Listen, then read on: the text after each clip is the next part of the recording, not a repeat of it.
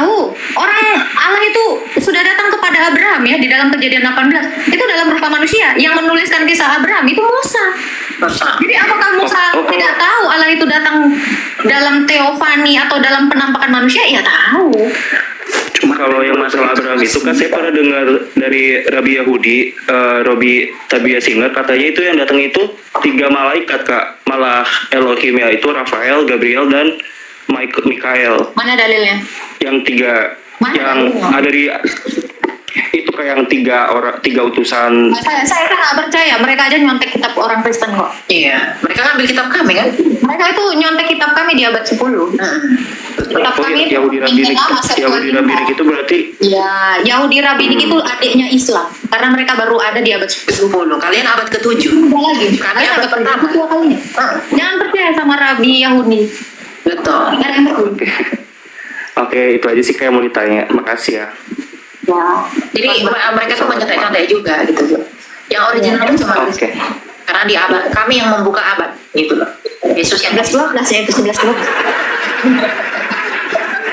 Yes ya Pak. gitu loh. Apa Mike? Kamu mau ngomong apa tadi Mike? Michael? Rabbinik itu sekte baru, bukan Yahudi purba sebenarnya. Itu kan dari Rabi Akiva, Rabbinik itu. Ya betul. Tahap-tahapan dibawa Rabbinik ke Kristen. Jauh Itu lah. kan yang dia kalau ngasih kurban muter-muter ayam kan? Apa lah Musa ngajarin kayak gitu. Ini sejak kapan juga Daud sama Abraham itu ngutok-ngutokkan kepala gitu. Tembok rata memang ada gila-gila ya. Orang stres. Apa-apa emang gak jelas. Jadi jangan bilang orang Kristen contek orang Yahudi ya. Kitab kami sudah ada baru Yahudi Rabbinik baru lahir. Ya, cuma beda berapa ratus tahun lah kalian 200 tahun.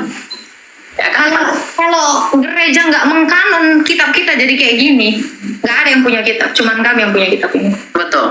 Tempat di konsili Kartago, nggak ada yang kenal Musa kalau nggak dari sini. Kalau ini nggak dikanonkan, nggak ada yang kenal Abraham. Oh, naskah Masora baru abad ke-10 kok. Iya, naskah orang Kristen lah paling tua. Jadi jangan bilang kami contek, kami yang dicontek. Yang dicontek, dituduh pun. Apalagi yang di abad ke-7, mohon maaf ya. Aku nggak menyebut loh, nggak menyebut. Tanya abad. Abad ke-8. Hilang lu. Baru aku bilang kalsium. Halo.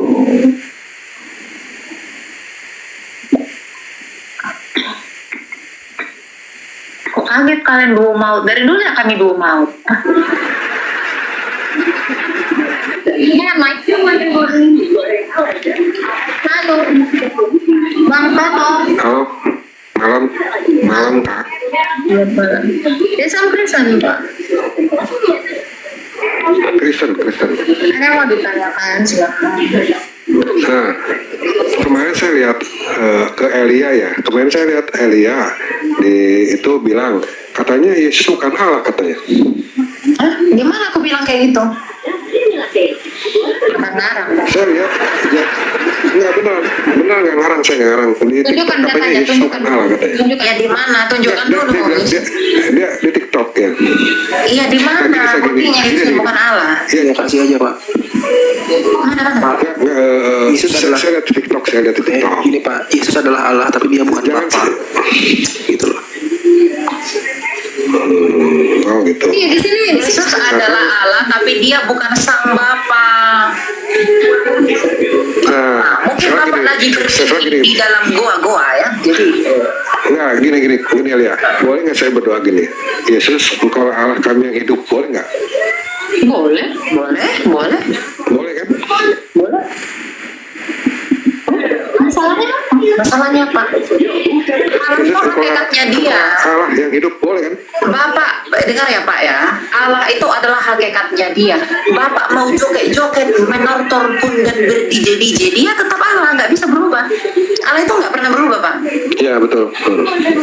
Gitu loh. Jadi dia adalah Allah. Jadi kalau Anda katakan dia Allah yang hidup, justru itu benar. Kenapa? Karena dia adalah Allah sang pemilik hidup. Makanya Tuhan Yesus berkata, akulah jalan dari kebenaran dan hidup. Akulah kebangkitan dan hidup. Dialah hidup itu sendiri. Gitu loh. Jadi nggak salah. Bapak ini katanya Kristen Wahabi. Ini mau Kristen Wahabi. Nah, saya benar saya lihat dia, makanya saya bingung. Nggak Intinya percaya sama saya, kan Yesus dan Bapak. Allah gitu. Saya sama Elia, Dia Pak. begitu, makanya Udahlah kau fitnah, nggak tunjukkan dalilnya di mana, malah nggak benar lagi argumennya. saya lihat di TikTok, saya ngapain fitnah itu dosa, saya tahu fitnah dosa. Tonton lagi Pak videonya. Tonton lagi. GWS Pak. Aduh. Ya kalau nggak fitnah tonton lagi lah biar kau paham. Yang dimaksud Elia itu tadi tuh bukan Allah Bapa maksudnya, bukan sang Bapa gitu loh. GWS ya.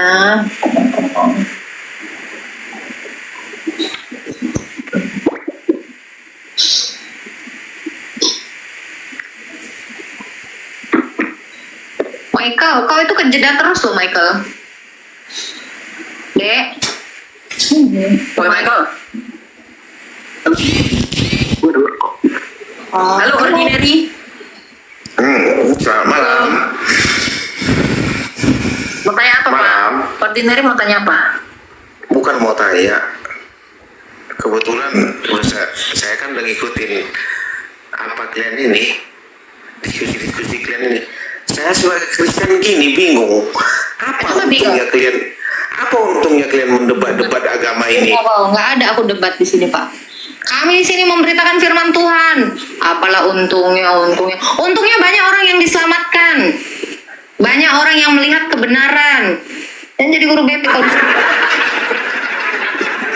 di SD. Lalu untungmu apa naik ke atas sini? Apa untungmu?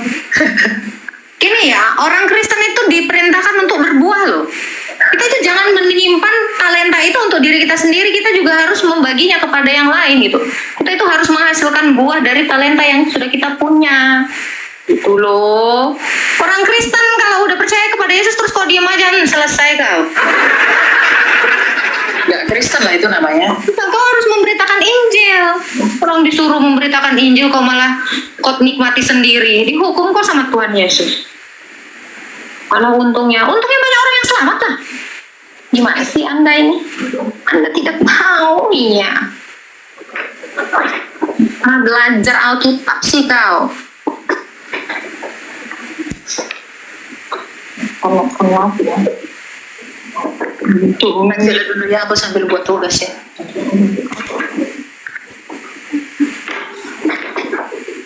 Justru dengan adanya TikTok ini membuka kesempatan bagi kita untuk memberitakan firman Tuhan sampai Tuhan itu datang kedua kali. Itu perintah Tuhan Yesus loh. Halo, Alvalino.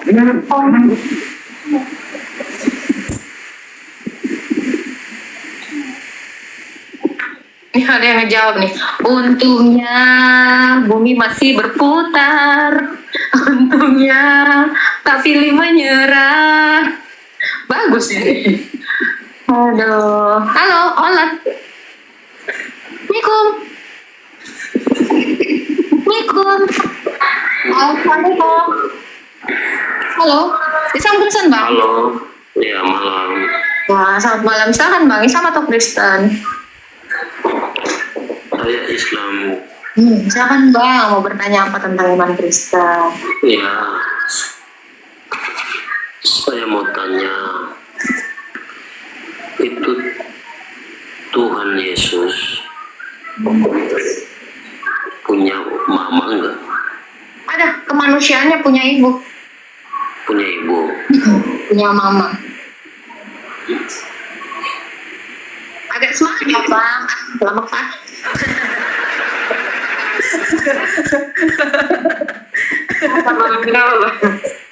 Jangan lemas-lemas ya. Jangan seperti yang kena makanan kedaluarsa. Iya. Ya. Kita harus semangat Pak ya. Kayak aku kemarin kali sampai mencret. Silakan Bang, mau nanya apa lagi Bang? Halo, astaga Tuhan. Ada apa lagi Bang yang mau ditanya Bang?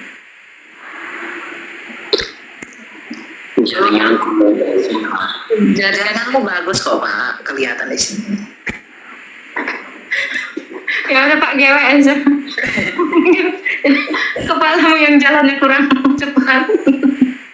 Lemas sekali Bapak, minum dulu ah. Rumput lemas kau.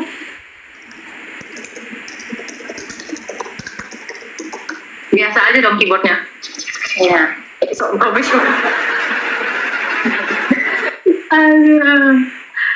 Aduh. Aku kan pengusaha 5 triliun. Kemarin ada yang mau ngasih aku 10 Jadi, karena aku itu yang ngasih.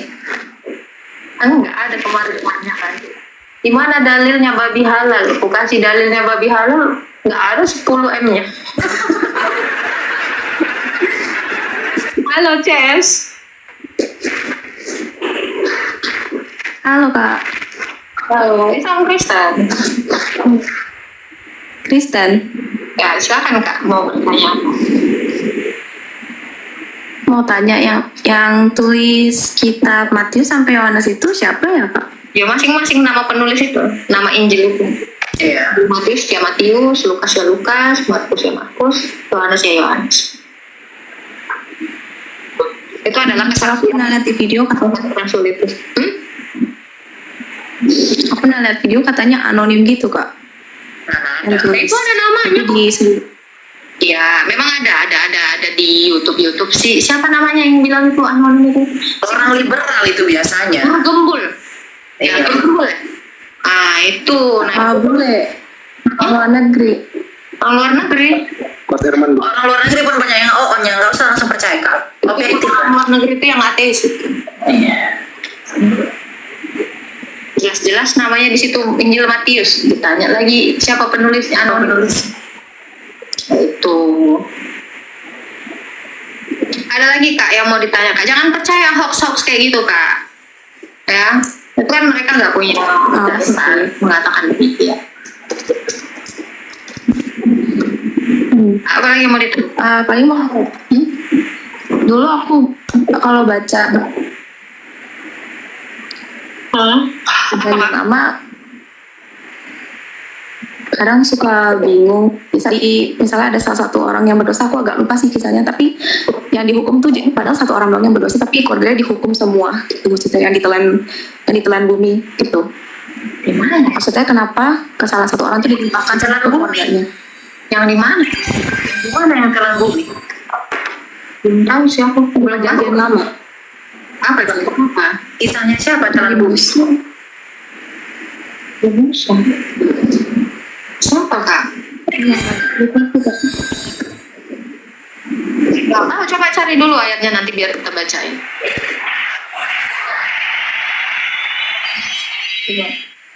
Jadi kakak cari dulu.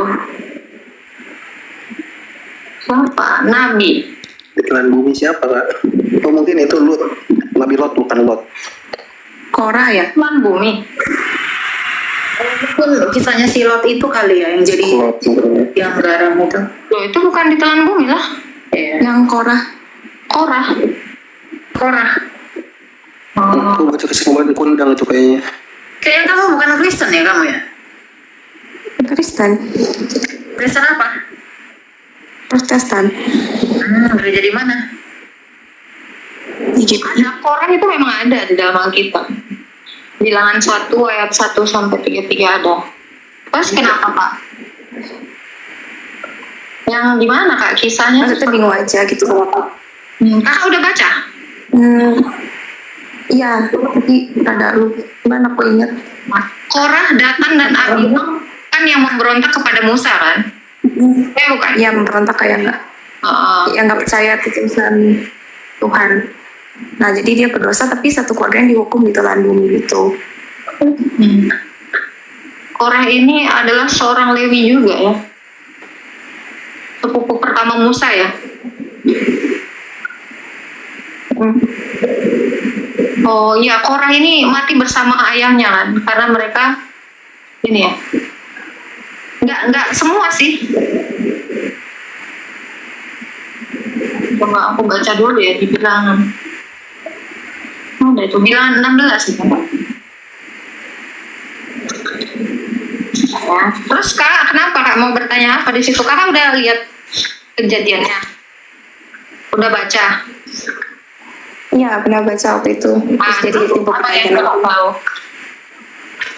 Kenapa mereka Satu, maksudnya kayak bingung kenapa satu kesalahan orang tapi satu keluarga dan sisi rumahnya semua yang dihukum gitu maksudnya. dia memberontak kan? Memberontak melawan Iya. beserta 250 orang pemimpin umat itu, yaitu orang yang dipilih oleh rapat. Maka mereka berkumpul mengerumuni Musa dan Harun serta berkata, sekarang cukuplah benak umat itu dan orang kudus, dan Tuhan ada di tengah-tengah mereka. Ketika Musa mendengar hal itu, sujudlah ia dan ia berkata kepada Korah dan senapnya, besok pagi Tuhan akan memberitahukan siapa kepunyaannya dan siapa yang kudus, dan dia akan memperbolehkan orang itu mendekat kepadanya. Berbuatlah begini, ambillah perbendaharaan hai Korah dan kamu segenap kumpulanmu, bubuhkanlah api di dalamnya dan taruhlah ukupan di atasnya di hadapan Tuhan. Cukuplah itu hai orang Lewi. Lalu berkatalah Musa kepada Korah, cobalah dengar hai orang-orang Lewi, belum cukupkah bagimu bahwa kamu dipisahkan oleh Allah Israel dari umat Israel dan diperbolehkan mendekat kepadanya, supaya kamu melakukan pekerjaan kemah suci Tuhan dan bertugas bagi umat untuk melayani mereka, dan bahwa engkau diperbolehkan mendekat bersama-sama dengan semua saudaramu Bani Lewi, dan sekarang mau pula kamu menuntut pangkat imam lagi. Oh ya, mereka ini memberontak Kak, makanya dibunuh. Sebab engkau itu ini dengan segenap kumpulanmu, kamu bersepakat melawan Tuhan, karena siapakah Harun sehingga kamu bersungut-sungut padanya? Adapun Musa telah menyuruh orang untuk memanggil Datan dan Abiram, anak Eliab. Tapi jawab mereka, kami tidak mau datang, belum cukupkah bahwa engkau memimpin kami keluar dari suatu negeri yang berlimpah-limpah dan malunya untuk membiarkan kami mati di padang gurun, sehingga masih juga engkau menyebutkan diri dengan Tuhan atas kami. Sungguh engkau tidak membawa kami dia. Lalu sangat marahlah Musa dan berkata, janganlah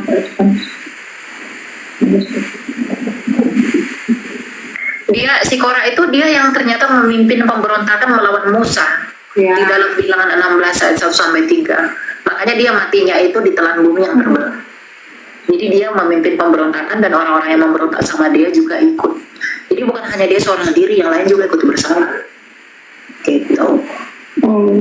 Untuk istrinya dan para anak-anaknya kenapa juga kena ya Kak? Kan ikut memberontak. Maksudnya kenapa? Oh, istrinya juga ikut ya Kak? Mereka semua memberontak. Baca bilangan 16 ayat 1 dan 3. Lalu nanti kematiannya di ayat 32 sampai 33. Karena dia yang memimpin pemberontakan itu. Itu kan ketika pemberontakan itu ketika dia bangsa Israel itu dari Gunung Sinai ke Kadesh. Sebelum ke Moab mereka.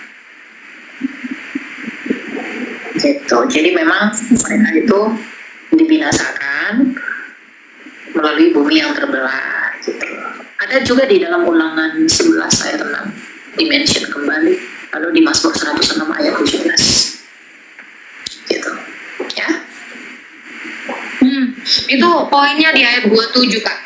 Kan mereka itu kan masing-masing mempersembahkan kurban seperti yang diperintahkan Tuhan kepada Musa dan kepada mereka. Nah ternyata nih ya, berkatalah ia kepada umat itu, baiklah kamu menjauh dari kemah orang fasik ini, janganlah kamu kena kepada sesuatu pun kepunyaan mereka, supaya jangan mati lenyap. Tetapi ini ya ayat 2, maka pergilah mereka dari sekeliling kediaman Korah dan Abiram, keluarlah Datan Abiram lalu berdiri depan pintu kemah bersama-sama dengan istrinya dan para anaknya. Nah ini mereka tuh gara-gara kan udah bikin kayak mereka tuh masing-masing memberikan persembahan kepada Tuhan. Jadi yang tidak membubuhkan itu dia akan mati gitu. Yang tidak membubuhkan kurban itu, nah keluar ini anak dan istrinya ya mati semuanya gitu. Tapi anak-anak Korah nggak mati loh. Ada 2 yang enggak. Di ayat 11 anak-anak Korah itu nggak mati. Bilangan 26 ayat 11. Tetapi anak-anak Korah tidak mati. Yang mati itu yang memberontak. Ingat ya, yang memberontak. ayat 10, tetapi bumi membuka mulutnya dan menelan mereka bersama-sama dengan Korah. Ketika kumpulan itu mati, kumpulan yang memberontak tadi, ketika ke-250 orang itu dimakan api sehingga mereka menjadi peringatan. Jadi di dalam bilangan 26 ayat 10 ini dijelaskan berarti ada 250 orang itu dimakan api. Dan juga kumpulan-kumpulan pemberontak itu yang mati ditelan bumi. Tetapi ayat 11-nya tetapi anak-anak Korah tidaklah mati. Jadi Tuhan itu menghukum mereka yang memberontak. Yang tidak memberontak enggak begitu. Itu ya.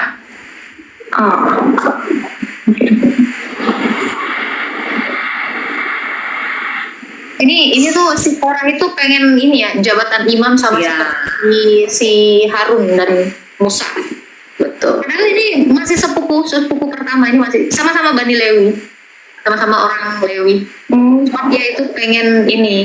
Jadi kan Musa ini kan memimpin mereka keluar dari Mesir. Maksudnya biar digantikan keimamatannya. Si Korah ini pengen juga jadi imam gitu. Hanya mereka memberontak.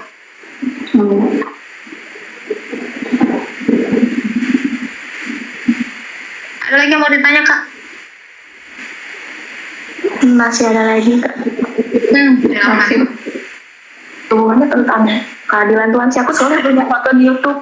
Saya karena keadilan Tuhan, kenapa kita semua maksudnya dosa Adam dan Hawa itu jadi dosa keturunan setiap orang gitu misalnya. Kayak manusia lahir aja dan dibilang Keturunan itu dosa, nggak padahal kita nggak apa-apa. Dosa keturunan itu nggak ada, Kak. Kakak tidak menanggung dosa siapapun. Betul. Oh, Ya, yang setiap dosa orang Adam itu tanggungannya masing-masing. Itu ada ayatnya di dalam Alkitab. Jadi kita ini tidak menanggung dosa siapapun. kalau yang dosa Adam itu berarti kita ya kan aku sering baca atau dengar itu di sekolah minggu.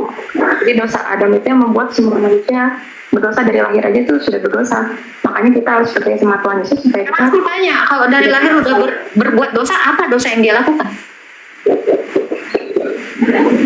Apa yang dia lakukan? Apa? Dosa apa yang dilakukan anak yang baru lahir itu? dosa karena keturunan Adam. Aku dengarnya kayak gitu. Nggak ada. Makanya jadi timbul Ada yang berbuat dosa, tidak mungkin kita yang menanggung dosa Adam. Tetapi dampak dari keberdosaan Adam yaitu tua, sakit, mati. Itulah yang kita terima. Tidak berotoritas lagi di dunia ini itu. Jadi dampak dari keberdosaan Adam, kita tidak lagi memiliki otoritas atas bumi ini. Karena di dalam Alkitab kan dikatakan apa? Penuhi, beranak cucu dan bertambah banyaklah dan kuasailah bumi. Dan hilang otoritas kita dari bumi ini. Makanya coba lihat, semua orang dipengaruhi setan. Manusia tidak lagi berkuasa terhadap dirinya sendiri. Tetapi keinginan-keinginan iblis itulah yang kita lakukan untuk memenuhi keinginan si iblis tadi. Makanya Yesus apa? Iblislah yang menjadi bapamu karena kamu mengikuti segala yang dia inginkan. Gitu. Jadi kita tidak berotoritas bahkan untuk diri kita sendiri. Gitu. Jadi dampak itulah yang kita terima, bukan dosanya si Adam yang kita terima. Gitu. Dampak dari keberdosaan Adam. Sehingga kita tidak diajarin berdosa pun kita berpotensi besar untuk melakukan dosa. Ya. Karena citra Allah itu Iya, maksudnya dampak dalam keturunan. Kenapa? Maksudnya, iya masalahku tuh hukumannya gitu. Kenapa? Karena Adam dan Hawa yang berdosa, kita yang ngelakuin apa-apa tuh jadi nerima dampaknya gitu ya. Oh, coba kalau bapakmu seorang pejabat, bapakmu seorang pejabat, dia korupsi. Karena dia sudah melakukan korupsi, akhirnya kan apa? Dia dipecat, semua hartanya disita. Kamu yang sebagai anaknya kena dampaknya nggak? Kamu pasti kena dampaknya. Kamu dihina, dimaki, jadi miskin. Itu yang kamu terima. Tetapi yang menerima hukuman atas kesalahan bapakmu ya bapakmu. Kamu tidak menerima hukuman. Kamu cuma terkena imbas atau dampak. Itu tidak menanggung dosa siapapun. Kamu yang menanggung dosamu sendiri. Nih ayatnya nih ada nih. Ya.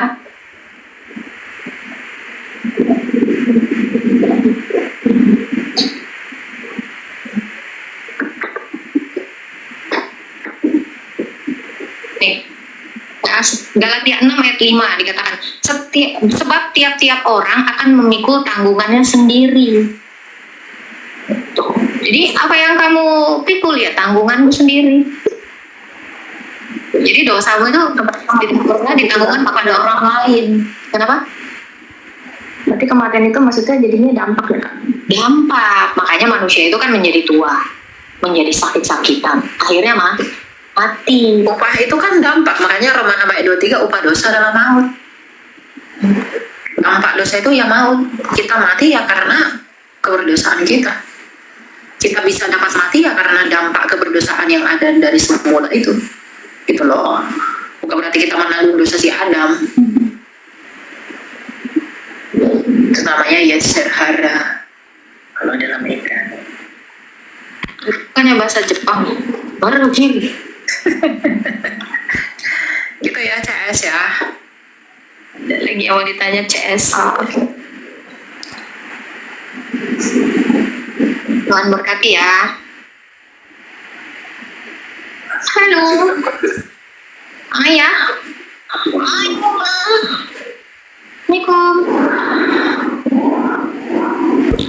Apa dimaksudkan? Kita tidak permintaan dia masuk lah. Dengar-dengar katanya kita ini jadi bahan bakar neraka. Membakar siapa? Mereka yang dibakar.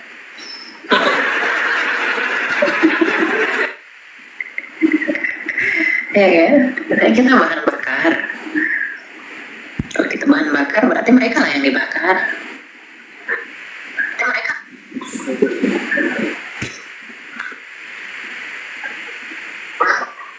Halo. Ya. Halo. Ketiga fans. Kamu Kristen bang? Jevan. Hah? Kristen. Ateis kak. Apa agama di KTP-mu? Agama di KTP ku Yesus Kristus Allah Bapa di sorga. Mana ada? Mana agama Yesus? Agama Kristen. Panjang kali KTP kau itu. Itu KTP apa? Kartu keluarga? Maksudnya agamanya Kristen loh. Apakah dia? Aku bilang ateis. Adalah pria tak berpendirian. Masuk Islam sana. Ateis, sekarang kok Kristen. Oh. Baik. Jangan nipu-nipu lah. Kami kita tuh nggak bisa ditipu. Langsung ke room Jumat sana. Syahadat kau bikin makan.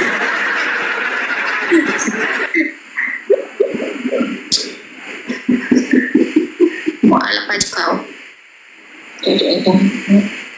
Biar ada bahan bakar.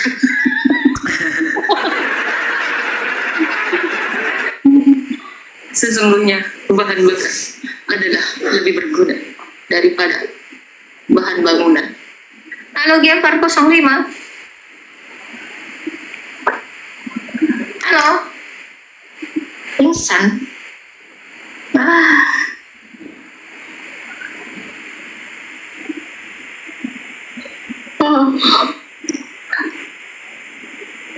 Ngantuk pula. Sama. Kalau itu menurut penelitian nular loh. Iya, apa kayak kayak ini, kayak apa? Nular ya namanya, bukan nular. Nah itulah. Vibrasi. Halo Bang Jo. Halo, selamat malam. Ini Joseph Albert Michael. Oh, bukan, saya Hah? Yohana. Yonatan. Oh Yonatan Nandar. Saya kebetulan sama Yonatan Landar, Pak. Oh enggak ya, Pak ya. bukan. Ada yang mau ditanya? Salam kenal Mbak Agatha sama Mbak Elia ya. Saya bukan mbak-mbak. Kukutil nanti kamu. Maaf masing. Salah kau. Ya, orang-orang yang panggil saya mbak itu saya putar wajahnya Maaf ke belakang. Pak. Oh maaf. Begini ganteng aku kok bilang mbak-mbak. Kutuk kok nanti jadi monyet kayak orang Yahudi, mampus kau. Silakan Pak, saya Bapak. Saya mau tanya sedikit tentang ini, tentang Saul. Itu di Samuel Belum mau buka, 1. belum mau bulan Ramadan, Pak. Ngapain kok sahur-sahur? Raja Saul, woy. tentang Raja Saul. Jadi saya baca itu di 1 Samuel berapa ya? Di 1 Samuel 14 ayat 1 Samuel 16 ayat 14. Terus? Itu di situ kan ditulis, tetapi roh Tuhan telah mundur daripada Saul dan sekarang ia diganggu oleh roh jahat yang daripada Tuhan.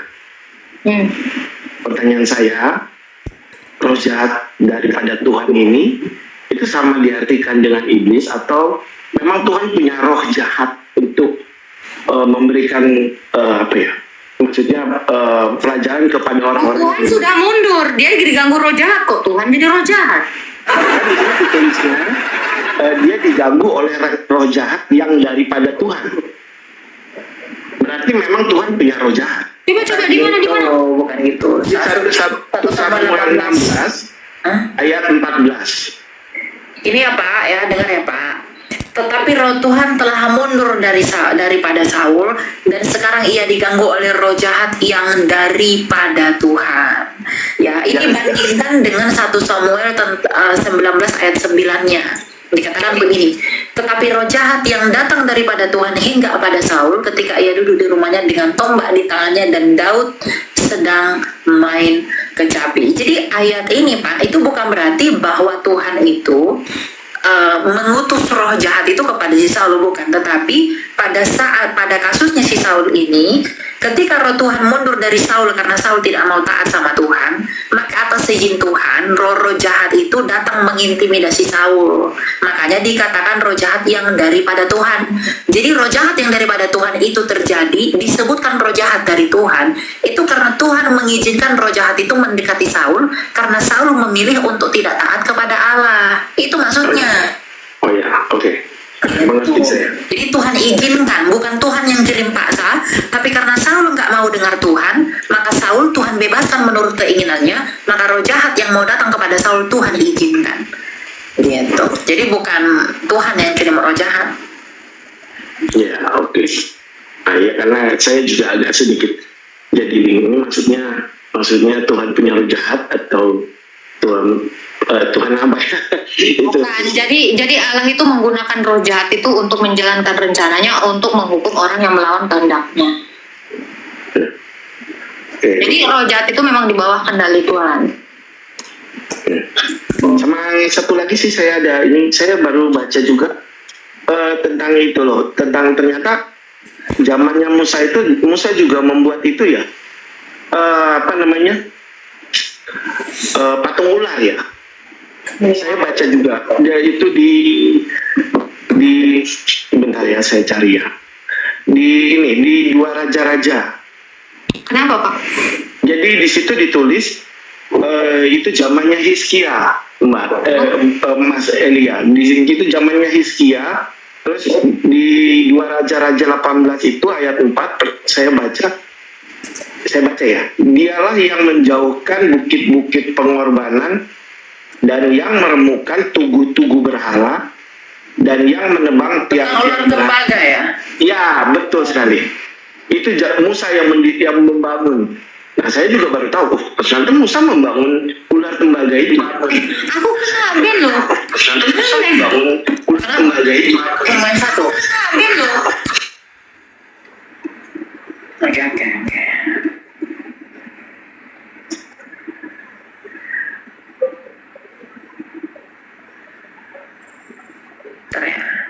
Ya.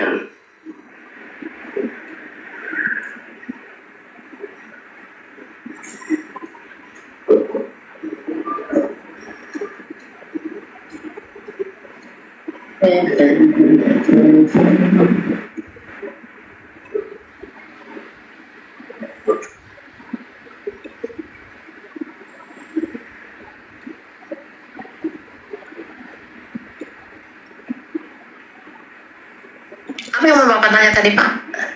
Pertanyaan saya ialah ini kan berarti zaman Musa sudah membawa Israel keluar dari tanah Mesir. Betul. Nah, patung ular ini berarti dibangun ketika dia sudah mengikut menjalankan apa yang Tuhan perintahkan. Berarti apakah di situ juga Musa sempat berpaling gitu loh?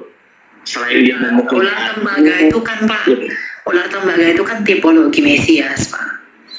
Jadi tipologi Mesias itu adalah, coba kita baca di apa ya, di dalam Yohanes ya, sebentar ya saya lihat ya. Nah, Yohanes 3 ayat 14, Tuhan Yesus berkata seperti ini.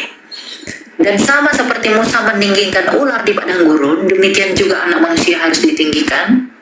Ayat 15 ya, supaya setiap orang percaya kepadanya beroleh hidup yang kekal. Artinya gini, ketika Musa membuat ular tembaga itu, patung ular tembaga itu, orang-orang yang memandang kepada patung ular tembaga itu, kepada ular tembaga itu akan mendapatkan kesembuhan. Nah, Tuhan Yesus pun di dalam kayu salib, dia adalah penggenapan dari penggambaran atau tipologi ular tembaga, di mana kalau orang memandang kepada Kristus, maka Kristus akan, orang yang memandang kepada Kristus itu akan menjadi sembuh. Nah, dan ternyata ular tembaga itu kan, kalau kita baca di Galatia 3 kan, hukum Taurat itu kan adalah penuntun untuk iman yang akan datang. Nah, karena iman itu telah datang, makanya hukum Taurat itu kita tidak lagi di dalam pengawasan penuntun.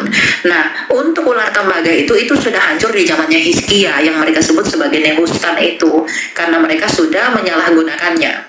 Coba kita lihat di dalam 2 Raja-Raja 18 ayat 4. Dialah yang menjauhkan bukit-bukit pengorbanan dan meremukkan tugu-tugu berhala, dan yang menebang tiang-tiang berhala dan menghancurkan ular tembaga yang dibuat si Musa. Sebab sampai pada masa itu orang Israel memang masih membakar korban bagi ular itu yang namanya disebut Nehustan.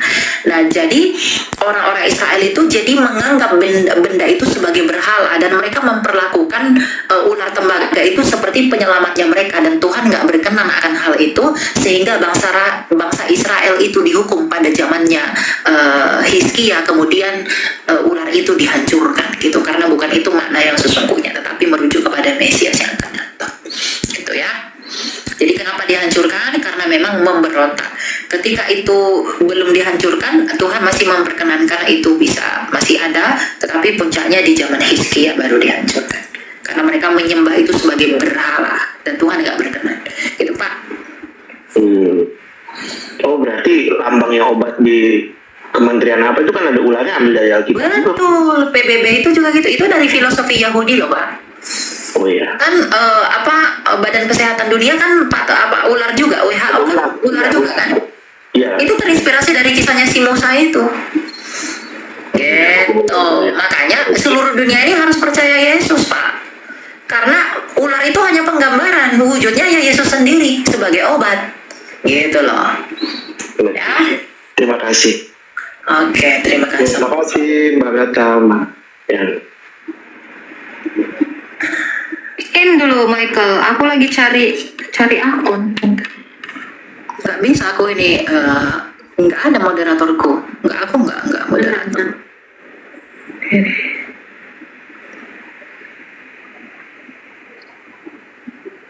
Udah. Oh, kok nggak bisa ya? Oh, kebanyakan moderator. Pasti aku jatahnya satu. Oh, benar. Ya makanya WHO itu lambangnya ular, itu terinspirasi dari Musa. Gitu loh. Makanya si Musa itu, patungnya si Musa pun ada di pengadilan Amerika. Makanya dalam prinsip hukum itu, di dalam hukum satu saksi bukanlah saksi, itu asas hukum loh. Nah, makanya hukumnya si Musa, dui ganda saksi, 2 saksi, itu baru benar. Gitu.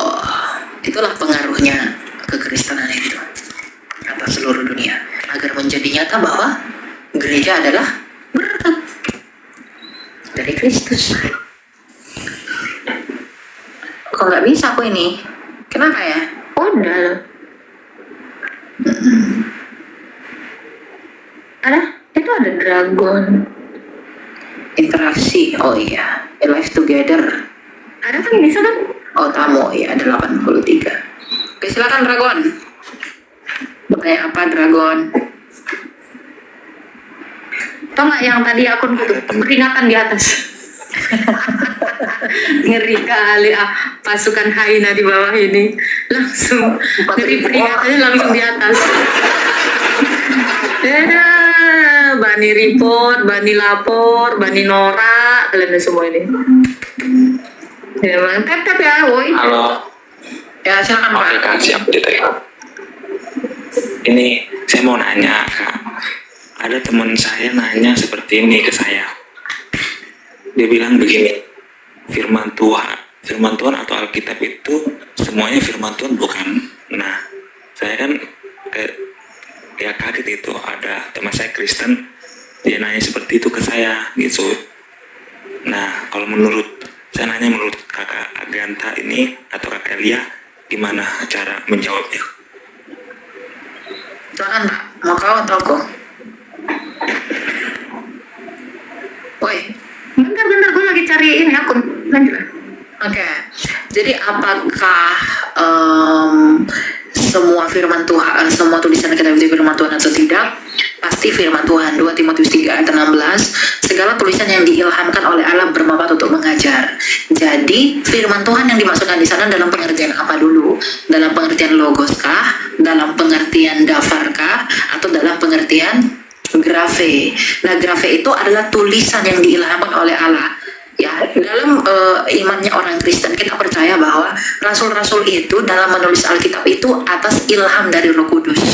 Nah, Roh Kudus itulah yang memampukan mereka menulis tulisan itu, yang kemudian pada akhirnya menjadi sumber pengajaran untuk mendidik orang Kristen dalam kebenaran, menyatakan kesalahan, dan menyatakan kebenaran Mesias. Jadi apakah semua isi Alkitab itu adalah firman Tuhan? Pasti dari Tuhan, karena itu terinspirasi dari Roh Kudus melalui bapak-bapak gereja dan para rasul. Begitu. Karena Roh Kudus itu memakai manusia, Pak. Dia tidak bunyi-bunyi di udara seperti misalnya seperti burak atau apa gitu, bukan. Ya, dia menggunakan manusia, dan dalam hal ini adalah dia mengutus rasul-rasulnya, yang kemudian rasul-rasul meneruskan kepada bapak-bapak apostolik, dan kemudian bapak-bapak apostolik meneruskan kepada bapak-bapak gereja. Gitu. Tetapi firman dalam pengertian logos yang sesungguhnya itu hanyalah Yesus Kristus saja. Gitu, ya. Iya, ya ngerti. Ya. Makanya soalnya teman saya nanya begini kan, kalau emang itu semua Alkitab firman Tuhan, berarti waktu Yesus suruh kita berperang waktu di bangsa Babel ini, berarti Yesus ini dong katanya bilang. Makanya sekarang saya udah paham maksudnya, ngerti ya. Ya. Ada satu lagi yang mau saya tanya. Silakan, tanya Pak. Nah, ya ini tentang, kan saya punya teman, ya ini ya saya bertanya untuk ya yang manakah yang benar gitu kan. Saya punya ada teman saya, dia gereja di yang maksudnya boleh sebut ini nggak sih, sebut orang atau sebut merek atau tidak usah? Gak usah. Tidak, ini aja sebut ini gerejanya ya, gereja ini yang ya inilah stong itulah pokoknya.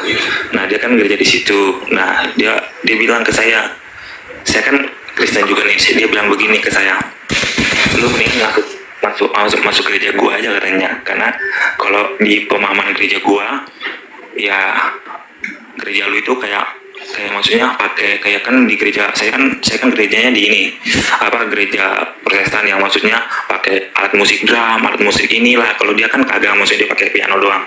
Nah, katanya kalau kayak gitu maksudnya gereja yang kayak gitu katanya nggak benar, kata teman saya. Tapi kalau menurut kakak gimana tuh? Benar atau enggak itu dilihat dari pengajarannya, Pak. Dia mengajarkan Yesus itu Tuhan Allah, dia mengajarkan Allah yang Tritunggal, Allah yang hidup itu atau tidak. Kalau menyeleweng dari itu pasti salah. Kalau hanya masalah alat musik, si Daud pakai kecapi, pakai apa segala macam gitu loh. Itu kan ekspresi kita menyembah Tuhan. Ngapain hal-hal begitu dihakimi? Tapi kalau pengajarannya salah, dia memberitakan Yesus yang lain, dia mewartakan Allah yang lain selain daripada Allah Tritunggal, yang nggak boleh. Gitu.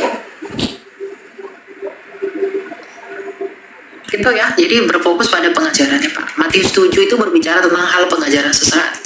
Bukan setiap orang yang berseru kepadaku Tuhan, bukan tentang alat musik yang harus begini, yang harus begitu. Memang dalam hal tradisi itu boleh kita terima. Tapi secara umum kan kita nggak menghakimi orang hanya karena perbedaan alat musik yang dipakai, kemudian mengatakan itu nggak benar gitu loh. Itu kan ekspresi kita. Gitu ya.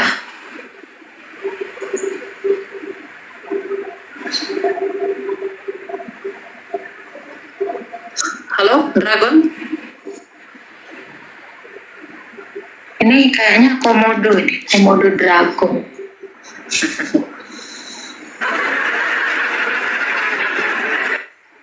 Oke, kita naikkan yang lain. Udah mulai kedinginan aku. Udah musim gugur, banyak musim gugur. Aku udah mulai masuk winter. Masih musim gugur lah, winter tuh Desember. Ya tapi udah mulai dingin. Shalom Agatha, bro. Ya, shalom. Sedikit saya diskusi aja soal kalau kita, saya juga pernah baca buku di dalam filosofi itu bahwa aku yang ada dalam Sorry. Nah, artinya bahwa kalau kita ke Alkitabiah bahwa aku yang paling benar di dalam hati kita itu adalah Roh Kudus. Pertanyaan saya, Bro Elia, posisi iblis itu atau nafsu yang ada di dalam tubuh kita itu beradanya di mana? Di gigi, Pak. Iblis lah bilang. Kok bisa? Iyalah, makanya kan kau suka gigit-gigit. Maksudnya apa sih Pak? Gimana? Iblis itu kalau di dalam tubuh kita berada di mana? Kalau Roh Kudus itu kan di hati yang paling dalam itu adalah kebenaran. Aduh, iblis itu di mana? Iblis itu roh Pak. Mereka itu Efesus 6. Mereka adalah penguasa-penguasa di udara. Mereka tidak di dalam kamu. Tapi kamulah yang mengizinkan mereka ada di dalam kamu. Gitu loh. Itu di dalamnya. Jadi nggak ada di dalam kamu, di tangan, di telapak, enggak di perut, di dada, bukan begitu Pak. Hatimu kan Amsal 4 ayat 23 dikatakan, jagalah hatimu dengan segala kewaspadaan, karena dari situlah terpancar kehidupan. Kalau hatimu kau izinkan masuk setan, maka hidupmu pun seperti setan. Seperti bom gereja, membunuh orang Kristen, nah itu dari setan. Ya, tapi kalau hatimu kamu berikan, kamu buka untuk kehendak Allah, yaitu dari Roh Kudus, maka hidupmu pun akan terpancar menjadi terang. Jadi bukan masalah di hati, di tangan, di kaki, di mana, bukan itu. Karena kehidupanmu itu terpancar dari hatimu. Kalau hatimu sudah benar, pasti hidupmu pun, perbuatanmu pun pasti benar. Tapi kalau hatimu dipenuhi setan, kamu mengizinkan setan itu masuk, ya hidupmu pun pasti begitu. Gitu, ya. Masuknya itu maksud saya itu apakah melalui hati atau pikiran, karena kan pada umumnya orang yang berpikir negatif lah yang selalu ada kesetanannya kan gitu. Betul, orang yang berpikir negatif lah orang yang setan itu akan masuk. Tapi kalau hatimu itu tidak mengizinkannya, ya itu nggak akan terjadi. Karena tindakanmu itu datang dari hatimu, nuranimu itulah yang menentukan itu Pak.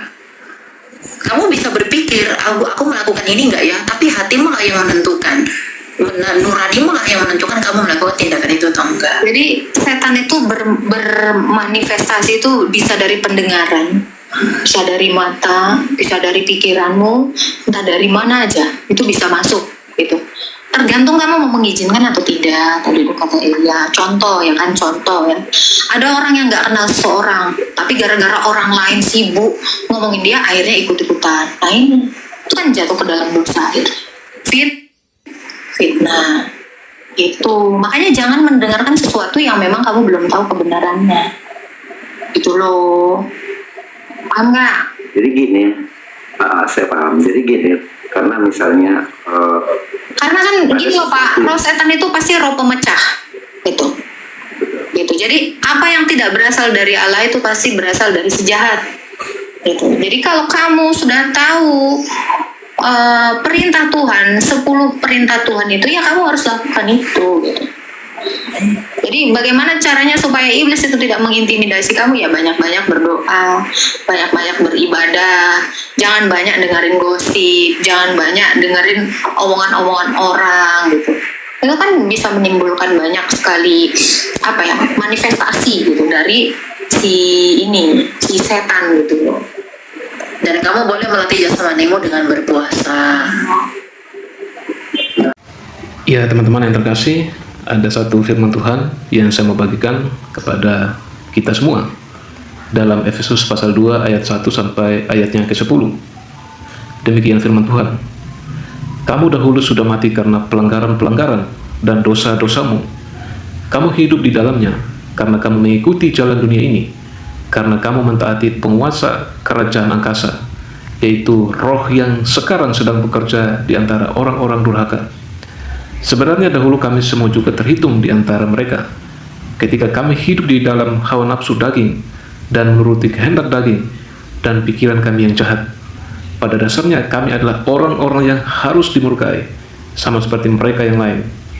Tetapi Allah yang kaya dengan rahmat, oleh karena kasih-Nya yang besar yang dilimpahkannya kepada kita, telah menghidupkan kita bersama-sama dengan Kristus, sekalipun kita telah mati oleh kesalahan-kesalahan kita. Oleh kasih karunia kamu diselamatkan, dan di dalam Kristus Yesus Ia telah membangkitkan kita dan memberikan tempat bersama-sama dengan Dia di surga, supaya pada masa yang akan datang Ia menunjukkan kepada kita kekayaan kasih karunia-Nya yang melimpah-limpah sesuai dengan kebaikan-Nya terhadap kita dalam Kristus Yesus. Sebab karena kasih karunia kamu diselamatkan oleh iman. Itu bukan hasil usahamu, tetapi pemberian Allah. Itu bukan hasil pekerjaanmu. Jangan ada orang yang memegahkan diri, karena kita ini buatan Allah, diciptakan dalam Kristus Yesus untuk melakukan pekerjaan baik yang dipersiapkan Allah sebelumnya. Ia mau supaya kita hidup di dalamnya. Ya, jadi baik teman-teman, ini firman Tuhan, semoga memberkati kita semua, dan juga lewat diskusi yang kita sudah dengarkan boleh memberkati kita semua, dan tentunya kita terus menjadi berkat, menjadi saksi Kristus dimanapun kita berada.